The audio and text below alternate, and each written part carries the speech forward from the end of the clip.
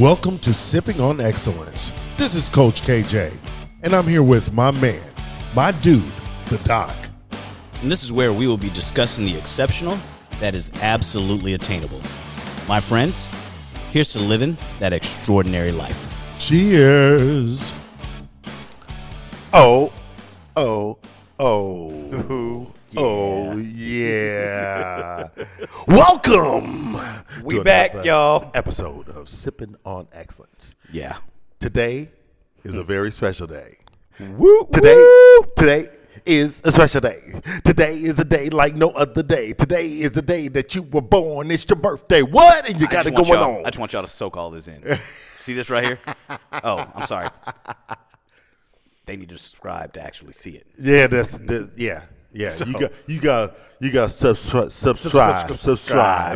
But in case y'all are wondering, this is 50.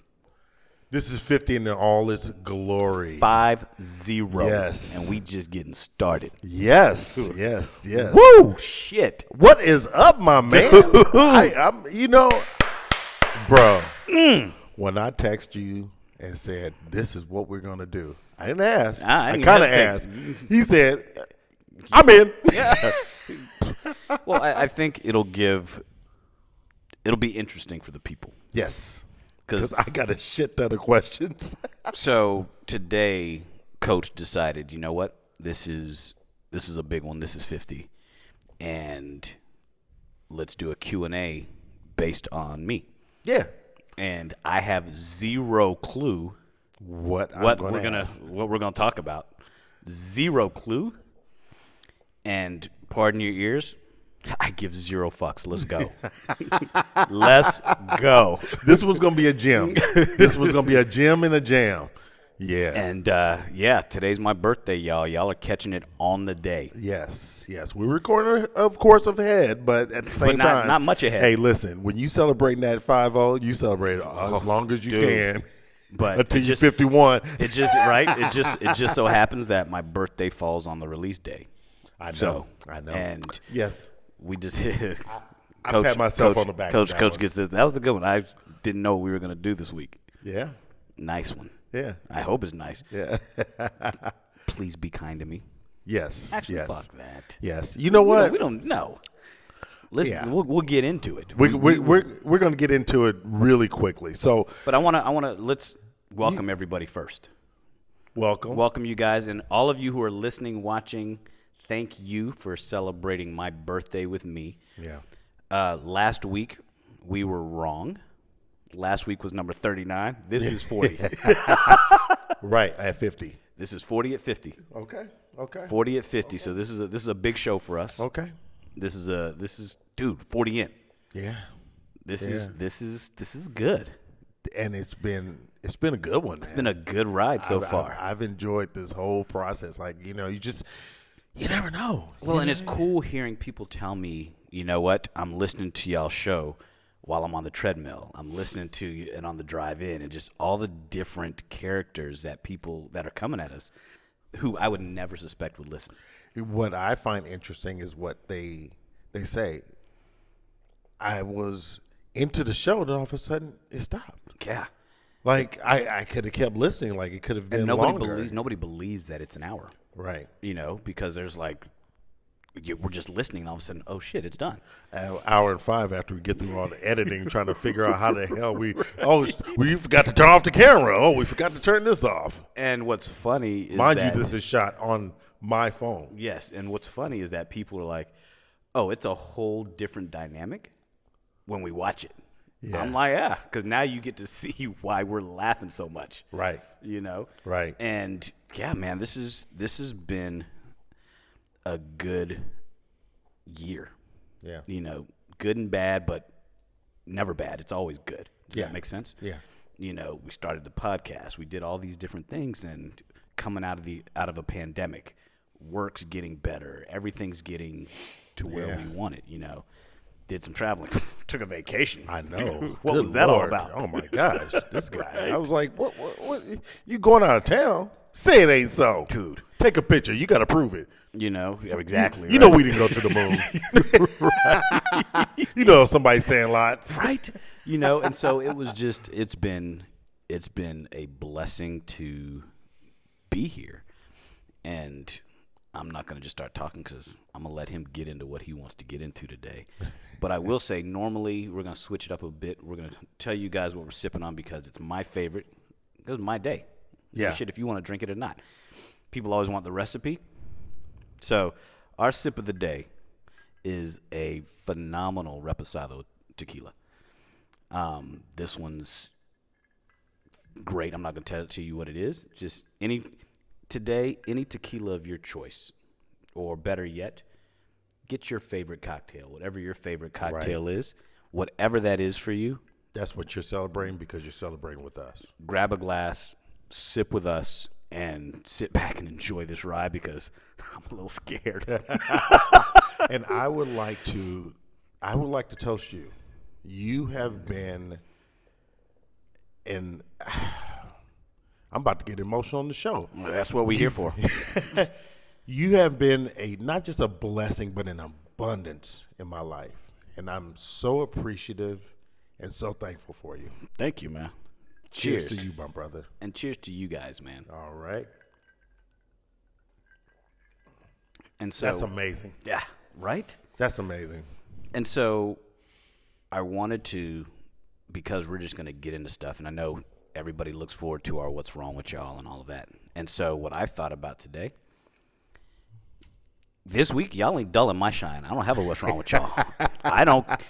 Y'all can do what the hell y'all want. Right. There's nothing any of y'all are going to do to me this week that I'm going to actually give a damn about. Right. So I don't have what's wrong with y'all. Yeah. What's wrong with me? Not a goddamn thing. You know, I don't have a necessarily what's wrong with y'all, but yeah, I do have a what's wrong with y'all. Mm-hmm.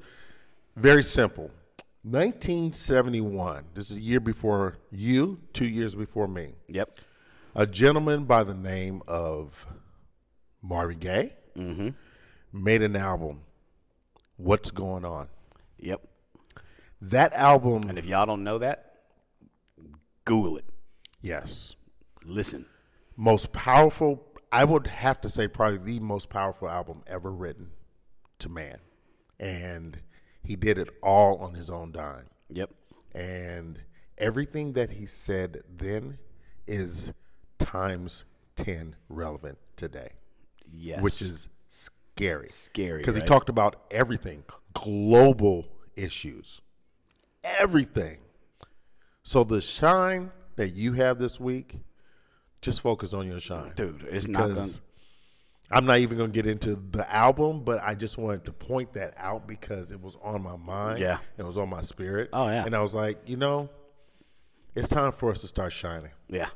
We have to. And it's not about, it's another year. I mean, it's the big one. They're all big at this stage. Yes, I completely agree. Every day is big. And if you don't approach every day like it should be as an opportunity to do something big or an opportunity, as Coach would say, to be giant, then you're wasting your day. It's that simple. Absolutely. We just passed Thanksgiving, and everybody's talking about what they're grateful for and all of that stuff. And Coach and I last week talked about, which was interesting, our gratitude for the struggle. Yeah. All of them. Yeah. And got so much feedback about, you guys are so right. And I'm like, yeah, everybody's grateful they woke up in the morning. Everybody's grateful they have a job, whatever. Are you grateful for the shit you went through? That's what's more important. Be grateful for that because that made you the person you are. Yeah. You know? And so you have to take away from that. Oh, 100%. Because you took something away. Oh, yeah. It's going to affect you one way or the other. Right. So what are you going to do in the benefit of your life with that information? Exactly. Because you know what? That's all it is. It's just information. Yeah, and what are you doing with that information? Yeah. If you are going through that shit and don't do anything with it, then what are you living for? Wallow in your own shit. Go curl up somewhere. Yeah. Yeah. Enough of that crap. Oh, let's go. So listen, I'm going to dive in with a series of questions, a ton of questions that I have. I don't care how long this lasts. I mean, you're probably trying to cut me off, but Shit. And just see what we're gonna talk until we're done sick of talking to each other. I'm out. So this is actually our first. Actually, it's not our first sort of interview style. Yeah. It's the first one that y'all are hearing. Right. You know, and the first one we did is going to come out soon. Y'all are going to love that. Yeah. But yeah, so fucking Dateline 2020. 60 minutes, however you want to do it. Real sports with Brian Gumbo. All right. How you want to do it? Let's go. Let me get a little Brian Gumbo. So, I love Brian Gumbo, right? man. He kills it, and he always brings it home. Oh, for sure. Oh, yeah. He wraps it up and just... And with a very, really? Yeah. But he's like, he's judging or he has a thought, but he's like, huh? Oh, yeah. Oh, really? You can tell the octaves change. Yes. So, question number 1. I'm not even going to give them numbers. So, what is your spiritual animal? Oh, for real? Yeah. That's goes without saying. The dragon? The dragon and the tiger. Probably more so the tiger. Okay. And why? Why? And what most of y'all don't know is the tiger signifies strength. And I have another tattoo right there that y'all can't see, but it's also a painting in my house. And it says, the tiger is neither fierce nor coward. Okay. And that's me. Okay. I'm not afraid of you, but you don't need to fear me either. Okay. You know, I ain't no punk, but don't push me. I ain't a killer, but don't test me. Right.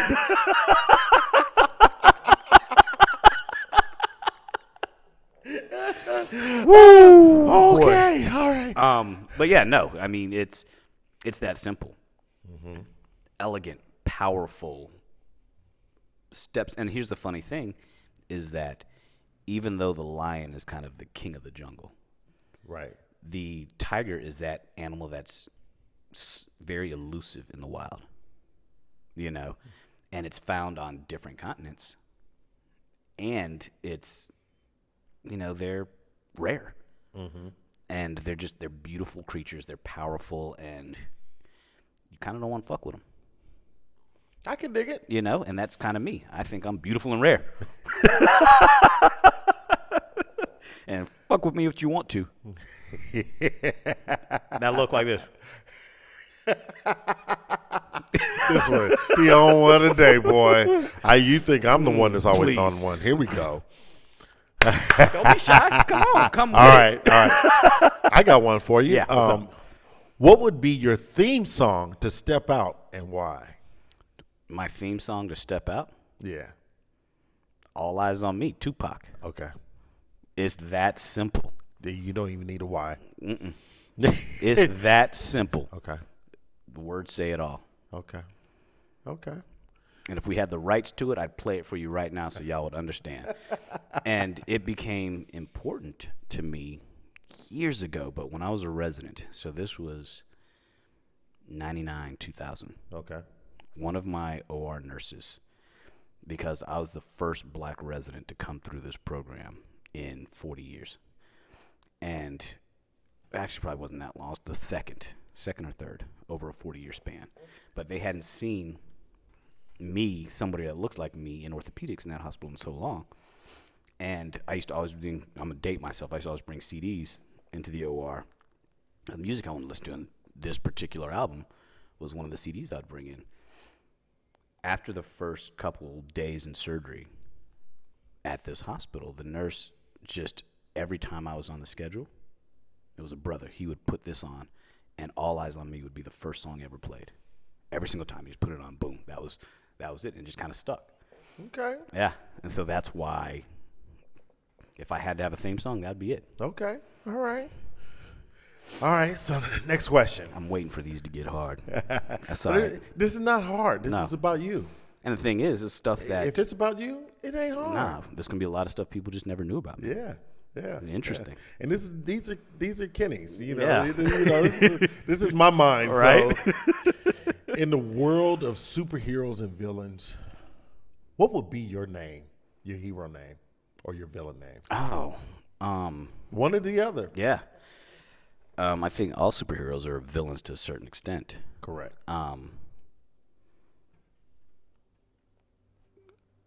Let me think about that one. Let's come back to that. Duly noted. Let's take a break from the world of stepping out. What's the dumbest thing you've done to impress a woman? Oh my God, dude! I'm gonna tell you. So years ago, and I shouldn't say used to be. I'm a nice guy. And, I was always taught nice guys finish last, blah, blah, blah, whatever. And I remember 2 instances. Mm-hmm. One when I was a kid, and then one as an adult. So once when I was a kid, I remember getting this for Christmas or something, getting this girl this little ring thing, I was probably 12 or 13, and I thought I was just winning because I bought her a gift. This same girl, about a week later, just was like, "You're so gay." And I was just like, and here I am, a kid growing up in South Florida. This is in the 80s. And I'm like, damn, that just hurt my feelings to no end, And I just thought I was so stupid for doing that, right?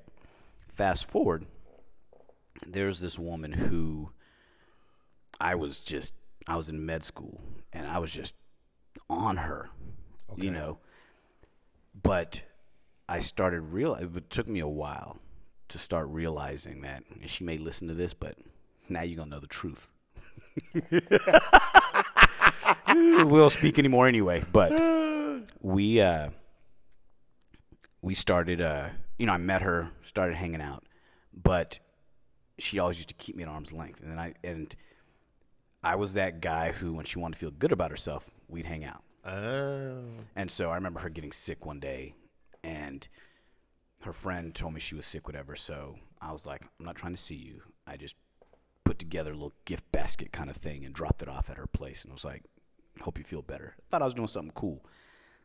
Dude, I couldn't tell you how I felt like the biggest simp. And so it was funny because my brother told me, he's like, I'm going to tell you, man, when you graduate from med school, her tune is going to change. And I was like, whatever. And I kid you not, she shows up on med school graduation. She's hanging out. She comes and hangs out with the family. And the biggest flex I could do at that moment was my brother and I were both moving out of town, to start our careers. And I was getting ready to move to Atlanta. We had to move out of our house, and my brother and I were driving cross country, and he didn't want to. Each day he had somebody, I got to go. I got to make sure I see some people, whatever. I was like, all right, well, furniture's gone. We had given it all away, sold it. Whatever was going to go in our cars was going. So she's like, well, you can come stay with me. I went and stayed with her, and I literally could not have been happier to basically brush her off. And her laying there next to me, looking at me like, what is wrong with him? I couldn't have been more disinterested of this woman that I chased, and then all of a sudden I'm just like, right, I'm cool. So then the next night, he wasn't ready to go again, so I was like, all right, I'll go stay with her again. Why not? And same thing. I was just like, I kept harboring that, you didn't like a brother when he was nice and a student. Right. And I get it. Because women have in their mind this, I want a high-value man, not realizing what a high-value man is, And that same thing the next night. But it was coming on strong, and I just went to sleep, right? And so fast forward, she ends up getting married and all that, but still coming at me. Different. No, she's still coming at me. Oh, I know. I get it. And she moves out of town, and I won't say where she lives now, but married somebody in the industry, in the entertainment industry. Okay. Because that was her thing. Mm-hmm. And still would come at me hard. And I was just her friend at this point. She got friend zoned like none other. And to the point where she ends up cursing me out one day. You know, for what? Why do you call me? Why are you still friends with me? Blah, blah, whatever. You know, why are you playing with me? And I was just like, sweetie. Wow. You're married. We're friends. That's it. And she's like, then don't bother calling me. Cool. I haven't spoken to her since. So it went from that simp moment of dropping something off at her crib to me seemed like a simp moment because of how it was received, you know, and made me realize, and a lot of women out there are going to hate me for this, made me realize how if you are just being you and you're a nice guy, women don't appreciate it. When you could give two fucks, women are like, why do you not care? And it's the craziest thing that gets wrapped up in their psyche. And it's not, I'm not going to say all women, but it's weird that if it's too easy, they don't want it. Yeah. But then when you're not nice, they're asking you why you're not nice. You know? And I was never mean. I just was indifferent. And once I became indifferent is when it just came at me. And my brother was like, see? Told you. And we laugh about it to this day. He's like, and he literally said, the day you graduate from med school, her attitude's going to change. And it 100% did that day. Sure. Yeah. But have I done anything else pretty stupid in front of women before? No, I'm usually pretty reserved. And what most people don't know is that I'm outgoing. I can talk to anybody. But like most men who are accomplished or whatever, we have that reservation because we have a fear of rejection. And not that we assume we're going to get rejected. It's just I'm looking for cues. I'm not going to throw myself out there with no cues because that's just opening your shit up like this and saying, slap me if you want. Right. You know? So, yeah, dude, that's God, twice that just rubbed me wrong. I see that. You know? Why you making me dig into shit that bothers me? Oh, man. Well, right. You know what? No, that's good, though. Okay. Well, I'm going to lighten the load with this next one. Mm-hmm. Is a hot dog a sandwich? No. Exactly. Hell no, because it's a sandwich, just like asking is a sub a sandwich. Yeah.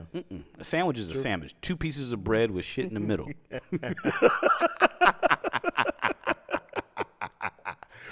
I got one. Okay. This is it.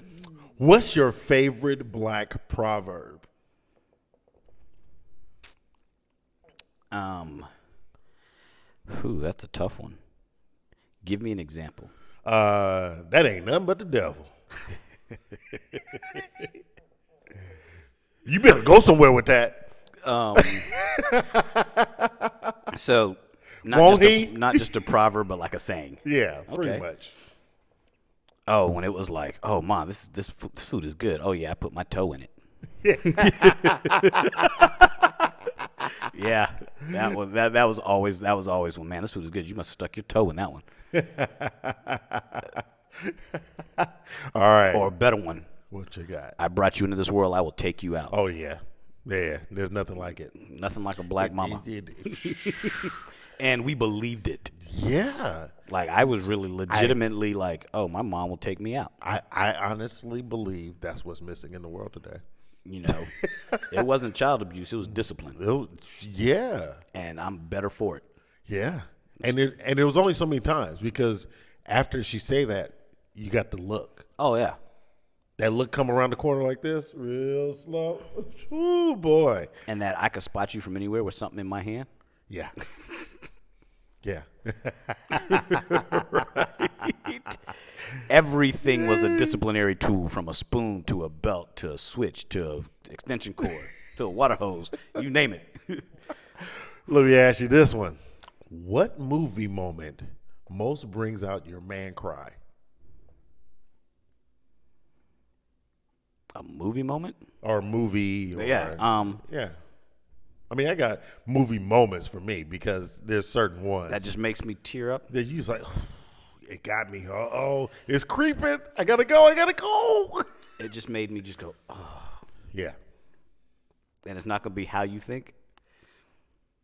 when Eddie Murphy ran into Robin Givens in the elevator in Boomerang, and I knew that was the start of his downfall.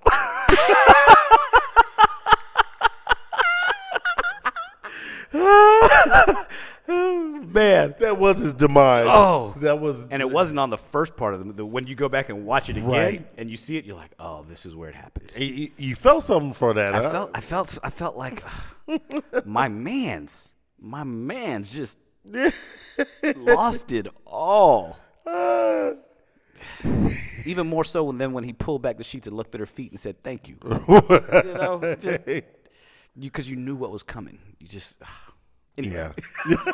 So that touched me a little bit. Like, damn, Eddie, you were Marcus. You was the man, and then Jacqueline just came and destroyed your world. She ended him, bro. So smooth too about it. What's your top 3 movie characters of all time? Marcus, that's one. Okay. I would definitely say another good one, Mike Lowry.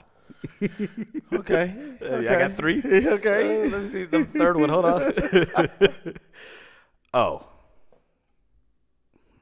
Al Pacino, Scarface. That's probably my third. Okay. All right. Who's your top 5 most underrated hip-hop artists or groups? People that you think that don't get the accolade they should. Mos Def. Fire. Yes. I will also say underrated. You give me 3. I got a lot of questions. Here's the funny thing. Even though he's new-ish in our hip-hop era, dude who's got flow, the baby. Yeah, you're getting a little heat now, boy. No, but I'm just saying his ability to flow. I agree. And the other one, as far as underrated, because all the ones I like they're good. Somebody that people don't really think about now, Common. Yeah. Common's got skills. If you go back and listen to some of the stuff, you're like, okay. He was saying some stuff, and he wasn't as mainstream as some of these other cats, but dude could rhyme. Dude had skills. I tell you who's fire is Black Thought. I don't know Black Thought. I'm going to have to look that up. Yeah. I'm definitely going to have to look that up. Yeah, The Roots. Yeah. Yeah. Okay. Bro, he did a 10 minutes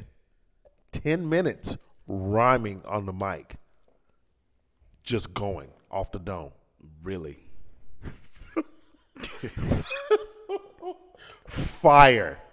Absolute fire. Who would you say is the GOAT? I'm going to have to still go with Rakim.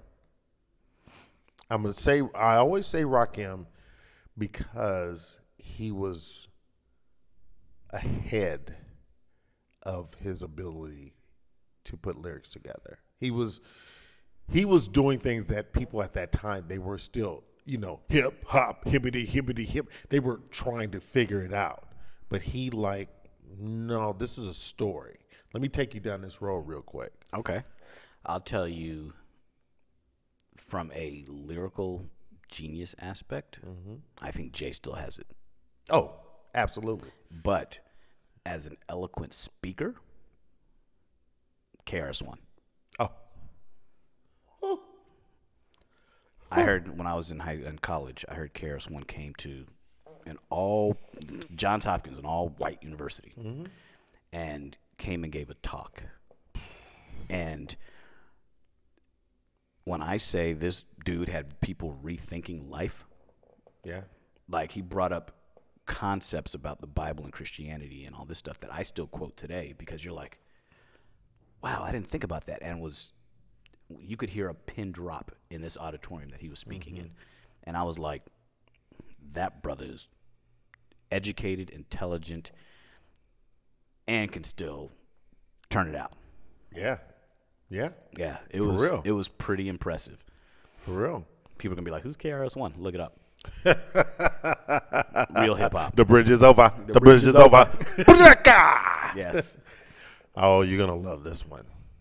Who's in your top 5 dream dinner party guests, dead or alive? All right, yeah. This will be an easy one. Okay. I would love to have Trevor Noah. I would love to have Dave Chappelle. Mm-hmm. I would love to have Jesus. Dude, are you real?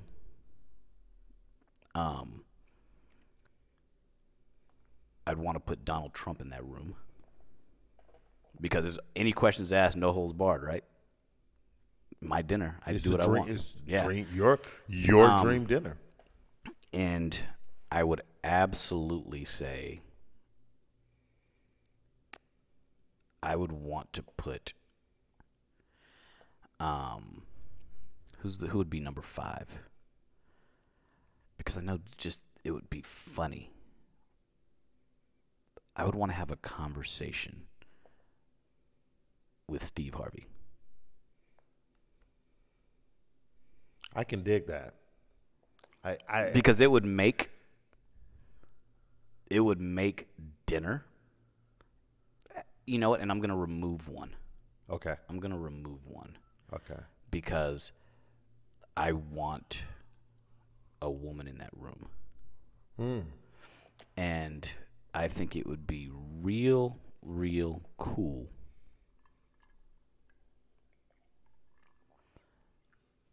to have Oprah in that room. Okay. And who would I take off? Mm-hmm. I would I'd kick Trump out at that point. Okay. And put Oprah in the room. Because I still want to know if dude is real. Yeah. And what his story was. Everybody seems to know his story. And Trump will probably take his life. Yeah. Yeah. So, and tomorrow that 5 may be somebody else. You know? Yeah. Oh, time people changes. Like, you didn't put any sports figures? Yeah. Not really. Yeah. And the thing is, it's not people that I admire. It's just people I'd want to have a conversation with. Right. You know? And I didn't put any politicians in there, did I? No. Because they can't have a real conversation. Even when you have Trump, that's not a real. You can't have a real conversation. That's not a real politician. Yeah. And I want to enjoy it. I don't want to choke people out. Yeah. But you like just I mean, say for instance having that Trump, that's that little bit of antagonist that he would be like, number 6 because I would want to hear that conversation between Trevor Noah and Trump. Yeah. Or Dave. Yeah, Dave and Trump. Yeah. I completely agree. It would just be a real interesting. It'd be a real interesting conversation. Be a real interesting dinner. Oh, I'm sure. And you drop a little tequila down their throat, it becomes a whole becomes a whole different ball game, right? Everybody starts talking a little differently. Absolutely. Or smoke a little ganja. Oh man, please. It gets to be good at that point. Yeah. And everybody has to be in. Yeah. Check your inhibitions at the door. Right. It's not being recorded. It never leaves this room. But we're going to have this conversation. This revolution is not being televised. We're going to have this conversation. There's, like I said, there's so many people you could swap in and out of that conversation. But it'd be funny. It's people who've been through struggles.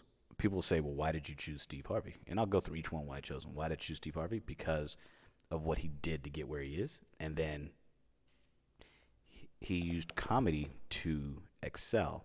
But was sleeping in his car, was doing, and so it's one of these things where, you've made it, and you're now busy, and you always are dropping pearls on people. And he still tells the story. Yes. He never gets away from his story. Exactly. And people love a good story. And Oprah, I want to have a conversation with her is because she excelled in an industry where nobody who looked like her could excel in television. Oh. From not just being a black woman, from being heavyset, from being not the stereotypical everything, and became the first female black billionaire in the U.S. Madam C.J. Walker maybe, but Yeah. I think all these different things. She's excelled in the world of multimedia despite everything. With the TV show. Yes, not because of everything, but despite everything. Right. You know, and so because of that, that'd be a real good conversation. Yeah. And then to be able to talk to her about Stedman, like, what's going on with that? Y'all never got married. You've been with each other forever. He flies in the background. He plays his position, does his thing. You know, so just there's a lot of questions out there that I'd be like, what's that about? Tell me about that. That's kind of cool. Yeah.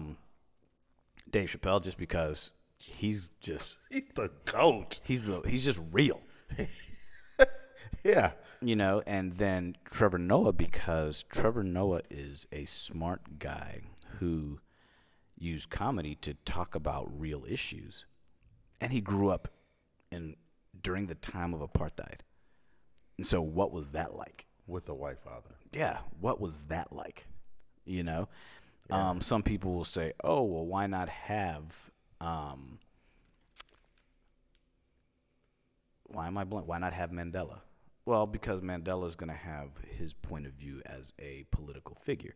I want somebody who grew up as a child and just lived it, escaped it, got out, it changed. You were there for the change, and you were biracial. That's, to me, is just an interesting conversation, you know?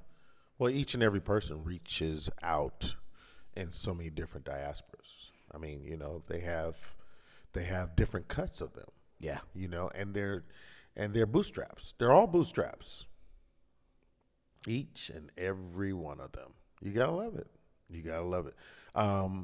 So let me ask you this: have you ever broken up with a friend, and why?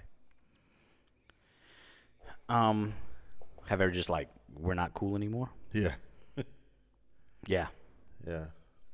And this particular friend, you know. Yeah. Because when your ego, when your insecurities don't allow you to be a friend, or when that friendship is one-sided. Say that. You know, when that friendship is one-sided, are you really a friend? I'm being a friend to you, but you're only a friend to me when it's convenient or when it benefits you. To me, that's just not. And this is somebody I've known since I was 12, 13 years old. I'll always have his back, but from afar now. You know, doesn't reach out, doesn't, you know, and just at some point in time, you have to cut the anchor. You know, and that's what that was. Yeah. There's only so much that you can ride on us. Yeah.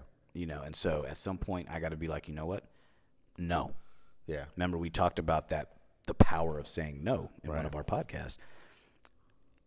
I learned how to be like, nah, man. Nah, I'm good. Figure it out. Yeah.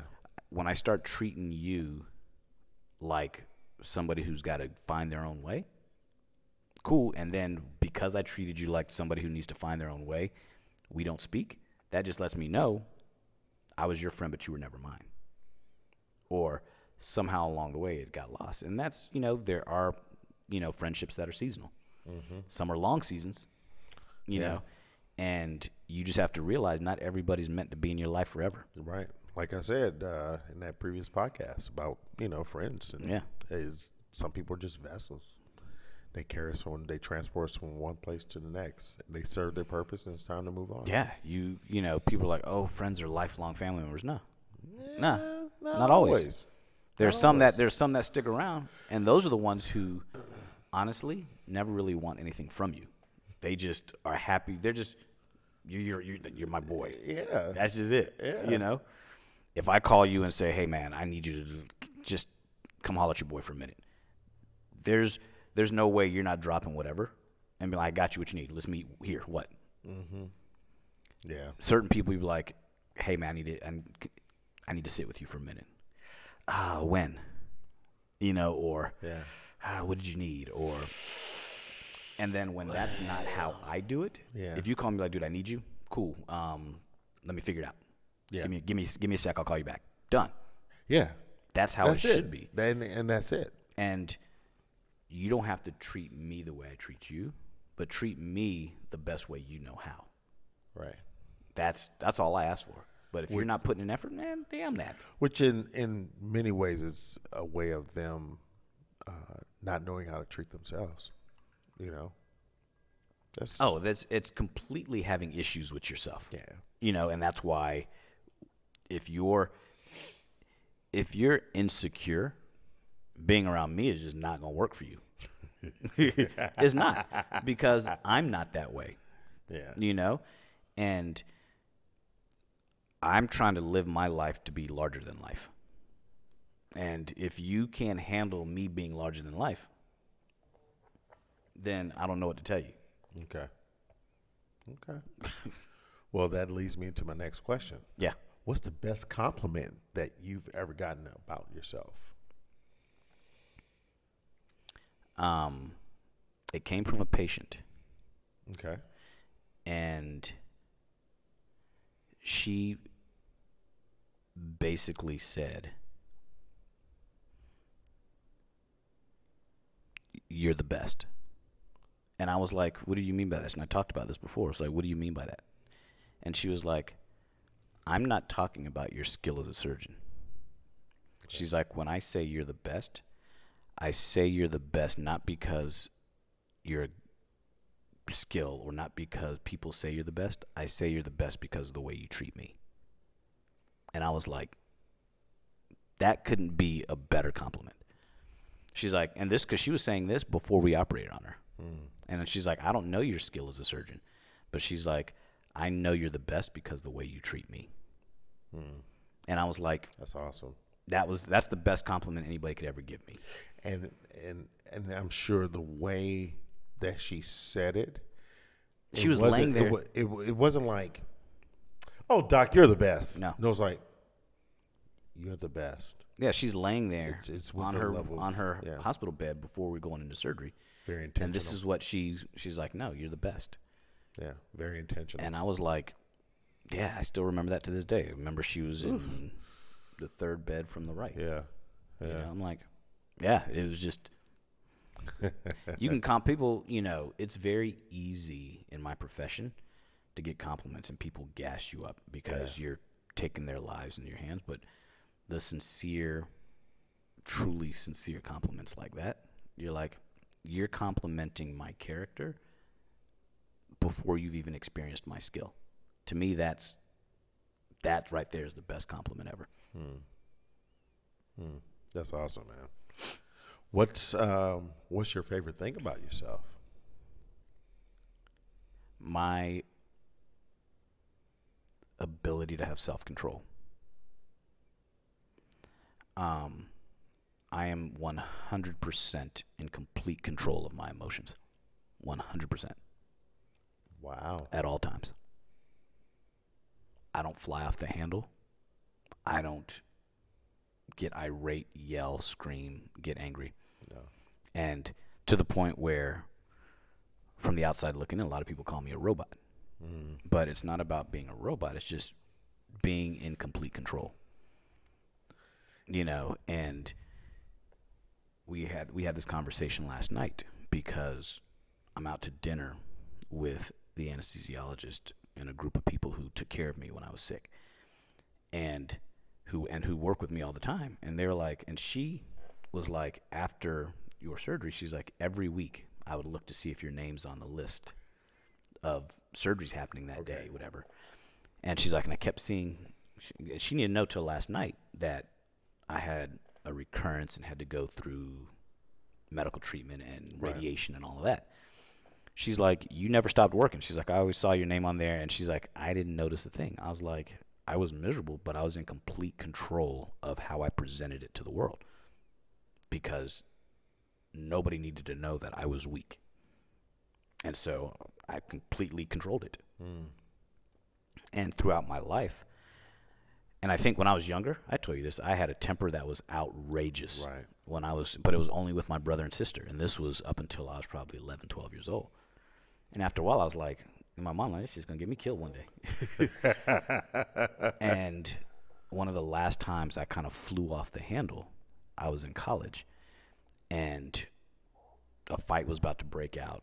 and people broke us up, and me and my squad were going back to our dorms, to our apartments, and I was just brewing. I felt myself going there, and then a tear dropped, and it was game over. I know that. Dude, it was game over, and I was inside of a building, and I turned around, and it was me going back, and I flung the door open. The only thing that stopped me from getting to where I was going is my roommate. The glass door caught him on his forehead and split his eye, and everybody started yelling. I turned around, he's leaning over, blood dripping from his eye, and that just made me, dude, snap back to reality. Yeah, I haven't lost my temper since. Wow. Like, I haven't even showed emotion like that since. Wow, that's some powerful shit. Yeah, in complete control. And people always ask me, well, when's the last time you had a good cry? That was probably the day after my sister's wedding. We took flowers out to my dad's, took the flowers from her wedding out to my dad's grave. And from the time my brother and sister, my mom used to always take flowers out there because they were living out here then. I was 5 the last time I was there. Okay. I'm now 22 at this point, 23, somewhere in the 23, 24. At this point, we go back. I knew exactly where it was without them telling me. And I stood there, and I'm looking at the stone recessed into the ground. I brush it off, and I'm standing there, and a wave of emotion hit me. I walked away, a few tears dropped. My sister comes over and, was like, you good, and whatever. And I haven't shed a tear since about that situation, and I've never been back. That was my closure moment. Got you. Yeah, I just was like, I didn't know this guy. Yeah. But this was my time to say, you know what? This is the morning you get. Wow. And I'm out. Yeah. When you said that wave of emotion, it reminded me of when we visited the African American Museum, the Smithsonian. Mm-hmm. And this guy said, you start from the bottom, you work your way up to the top, but whatever you do, when you get back to this floor, make sure that you go in that room right there. A lot of people avoid it. And I said, okay, like, what's the big deal? Okay, sure. So in the room you walk in, it's chilly. It's a little bit chillier because it's a big circle in the room. Okay. Waterfall all the way around. Mm-hmm. And it has, what is the singer's name? A Change Is Coming. Okay. On the wall. And the room represents the tears of blacks that have died, or the tears of blacks over the course of history that have come before us. So it's just millions and millions. That's why I just said, when I got in the room, I felt it immediately hit me. Isn't it amazing how certain things grab you when you least expect it? Man. Dude. Powerful stuff, boy. And I don't care how tough you are. Every now and then, it literally will just it'll poke you, and then you're like, oh shit, I did not expect that. Whew. No, right? Whew. Man cry. Let me ask you this: what's something you wish you could change about yourself? My ability to be more vulnerable. I think I keep a wall up, and I know why, but I keep a wall up, and I don't let very many people in because I'm too busy protecting everyone else. Does that make sense? Mm-hmm. And so I think maybe I would probably allow myself to feel. Okay. Like now I don't. I try. I wouldn't even say I try. I go through life like I just got to get through the day and get through business, and I stay busy so I don't have to concentrate on me. That's what I was going to ask you next. I said, do you think the busyness, because I know you're busy, and everybody that probably listens that knows you knows that you're always busy. So like, does the busyness overturn and override the level of dealing with emotions or feelings? Or it may, but I also say by being able to keep those in check, I don't bring emotions into my business. Okay. I never make emotional decisions when it comes to my business. Okay. I don't make emotional decisions when it comes to my family. I'm sometimes wish I was a little less logical. Because logic takes over, and sometimes it hurts people's feelings when I get really logical with them, and I'm just like, but this is facts. I don't care what you're coming at me with. These are facts. Okay. I got 2 more questions for you. Yeah. 2 more. All right. First one is, what would people want? What would you want people to say about you at your retirement party? I'm not gonna say at your funeral. I don't like that.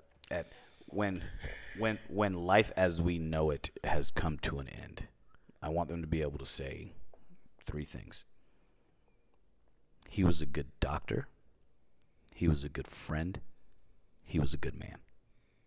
That's it. It's funny, when I ran into your old employee, those are the 3 things she said.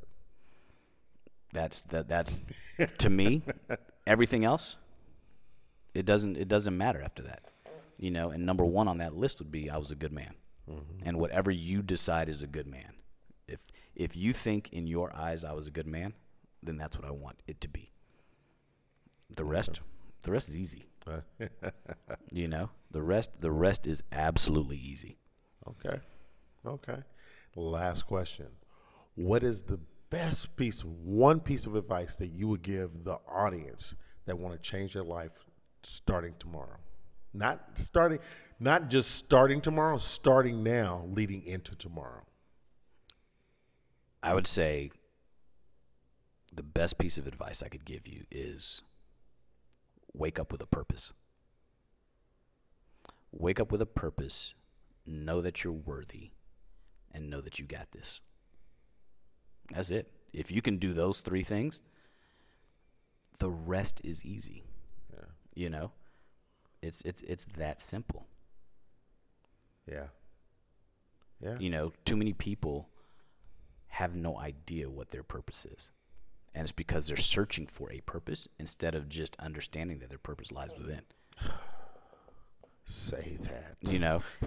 And people don't know their self-worth because they don't know, or they've yet to accept the fact that they matter.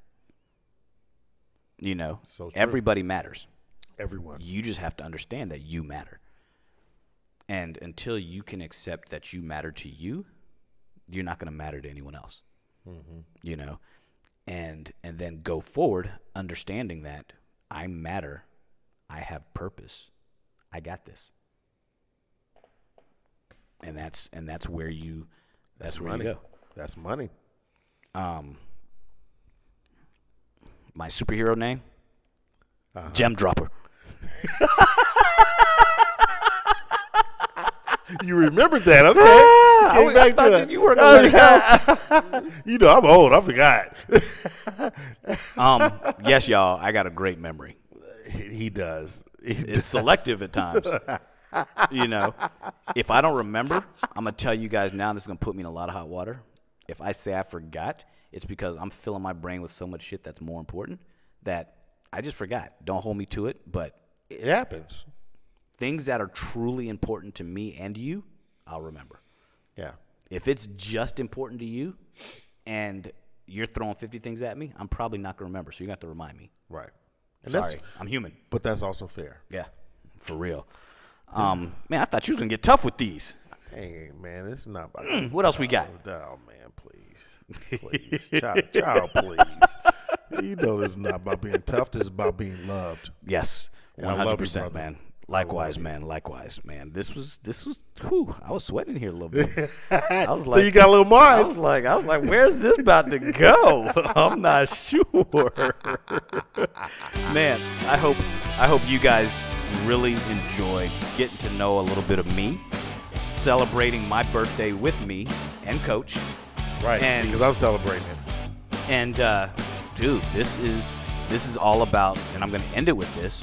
Waking up with purpose, waking up knowing that you matter, and waking up knowing that you got this. That means you woke up giving a damn. Yes. Give a damn about you. The world doesn't have to. For real. You just need to give a damn about you. Exactly. Coach KJ. Where they finding us this week, dude? They gonna find us on SOE at SOE_podcast on Instagram. They're gonna find me at Coach KJ Knows on Instagram and CoachKJ.com. Everything Coach KJ with coaching. You're gonna find me at Leonel Hunt on IG. You're gonna find me at HuntSpine.com, and you'll find us both at PodcastSOE.com. Go to YouTube, subscribe. It's Sippin on Excellence, and you guys, happy 50 to me. What? We out. Yeah.